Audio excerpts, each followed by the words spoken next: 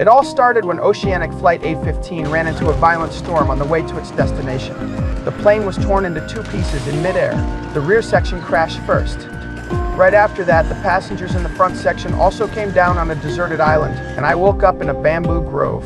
I slowly got to my feet and checked what I still had on me. Very soon, I started hearing people calling out. I made my way through the bamboo grove and headed straight to the beach. There was wreckage everywhere in front of me, along with terrified survivors. Because I was a surgeon, I went straight into rescue mode and started helping people right away. I checked the injured one by one and gave them emergency treatment. After I finished treating everyone, I finally realized I had a long cut across my waist too. Just then, Kate showed up in front of me, holding her injured wrist. I had no choice but to ask her to stitch up my wound. I picked a color I liked, then used liquor in place of disinfectant to clean the wound as best I could. Kate clenched her teeth, forced herself through the fear, and used the sewing skills she had from making curtains to stitch up the wound on my waist. Just like that, a group of people with completely different pasts was drawn together on this mysterious island, as if by some kind of fate. Before long, night fell. Everyone sat around the campfire, but no one could really fall asleep.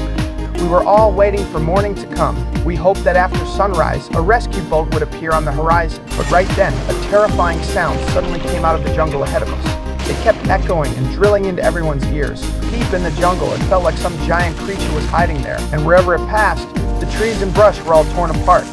That was how all of us made it through the first night on the island, with our nerves stretched to the limit. But the next morning, the horizon was still completely empty. There was no rescue team. There was no boat. I knew we could not just sit there and wait to die.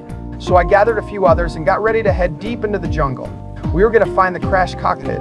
As long as we could get the transceiver inside, we still had a chance to send a distress signal to the outside world.